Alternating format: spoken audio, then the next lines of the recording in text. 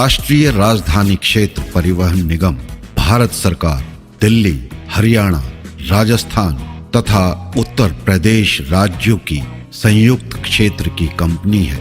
इसका काम क्षेत्रीय त्वरित परिवहन पद्धति यानी RRTS को राष्ट्रीय राजधानी क्षेत्र में कार्यान्वित करना है, ताकि इनके बीच बेहतर संपर्क और पहुंच के माध्यम से संतुलित और टिकाऊ विकास संभव हो सके।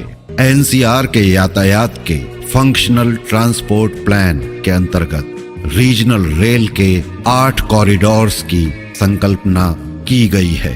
इसके प्रथम चरण में 8 में से 3 कॉरिडोरों को प्राथमिकता दी गई है, जिसके तहत दिल्ली मेरठ कॉरिडोर, दिल्ली अलवर कॉरिडोर और दिल्ली पानीपत कॉरिडोर का निर्माण होना तय हुआ है। इस परियोजना के पूरा हो जाने के पश्चात इन कॉरिडोर्स के नजदीक रहने वाले लोग रीजनल रेल के माध्यम से किसी भी स्टेशन से किसी भी स्टेशन तक बिना ट्रेन बदले अपना सफर सुविधाजनक तरीके से तेज रफ्तार के साथ कर पाएंगे। विश्व स्तरीय आधुनिक सुविधाओं से लैस रीजनल रैपिड रेल यात्रियों की सुविधाओं को ध्यान में रखते हुए बनाई जा रही है। ये ट्रेन पूर्णतया एयर कंडीशन्ड होगी। सिटिंग अरेंजमेंट एरोप्लेन की तरह होगा। सोलर ऊर्जा का अधिकतम प्रयोग होगा। वहीं साथ ही साथ सार्वजनिक यातायात के उपयोग को बढ़ावा देने के लिए एक एग्जीक्यूटिव कोच की व्यवस्था भी होगी। महिला यात्रियों के लिए एक स्पेशल कोच की व्यवस्था की जाएगी। बुजुर्गों और दिव्यांगों के लिए भी अलग से सीट का प्राविधान होगा। इस ट्रेन में सामान रखने के लिए भी उचित व्यवस्था की जाएगी। यात्रियों की सुरक्षा के मद्देनजर स्टेशनों पर CCTV कैमरे, नियंत्रण कक्ष और प्लेटफॉर्म स्क्रीन डोर्स एवं अन्य सुरक्षा संबंधित प्राविधान भी होंगे। RRTS से लोगों को वर्तमान साधनों की तुलना में समय की बड़ी बचत होगी। RRTS ट्रेनें प्रति 5 से 10 मिनट की आवृत्ति पर उपलब्ध होंगी। इस ट्रेन से दिल्ली और आसपास के लोगों को अब NCR से दूर बसने और काम करने के लिए आने जाने में कोई दिक्कत नहीं होगी। इस योजना में सबसे ज्यादा ध्यान मल्टी मॉडल इंटीग्रेशन सिस्टम पर दिया जा रहा है। इस योजना के तहत दिल्ली मेट्रो की सभी 7 लाइनों को भी इस परियोजना से जोड़ा जाएगा। इसके अलावा इसे रेलवे स्टेशनों, बस अड्डों और हवाई अड्डों से भी जोड़ा जाएगा, ताकि लोगों को असुविधा का सामना न करना पड़े। राजधानी दिल्ली से मेरठ के बीच regional rapid transit system project पर तेजी से काम चल रहा है। भारत में लागू होने वाली अपने किस्म की ये पहली परियोजना है। RRTS अर्ध शहरी और शहरी केंद्रों को जोड़ेगा। मेट्रो और भारतीय रेल से बहुत अलग इस ट्रेन में अनेकों खूबियां हैं।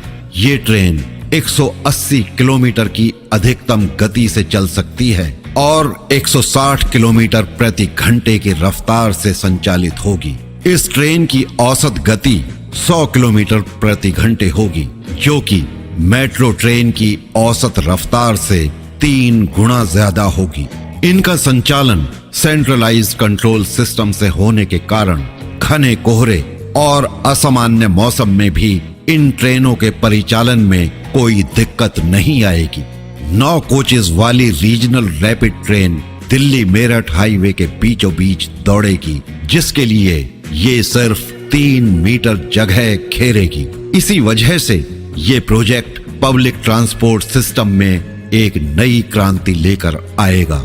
मौजूदा समय में दिल्ली मेरठ का सफर 2 से 3 घंटे में पूरा होता है, लेकिन इस कॉरिडोर के बन जाने के बाद ये सफर मात्र 1 घंटे में पूरा हो सकेगा। दिल्ली गाजियाबाद मेरठ के बीच बनने वाला भारत का पहला RRTS कॉरिडोर 82 किलोमीटर लंबा होगा, जो करीब 67 किलोमीटर एलिवेटेड और 15 किलोमीटर अंडरग्राउंड होगा। इस डेडिकेटेड फास्ट ट्रैक कॉरिडोर पर स्टेशनों की औसतन दूरी 5 से 10 किलोमीटर की होगी। वहीं इस कॉरिडोर पर ट्रेन 5 से 10 मिनट के अंतराल पर उपलब्ध होगी। ये ट्रेन दिल्ली के सराय काले खां से शुरू होकर न्यू अशोक नगर, आनंद विहार, साहिबाबाद, गाजियाबाद, कुलधर, दुहाई, मुरादनगर, मोदी नगर साउथ और मोदी नगर नॉर्थ से होते हुए मेरठ में मेरठ साउथ, शताब्दी नगर और बेगम पुल से होते हुए मोदीपुरम स्टेशन तक जाएगी।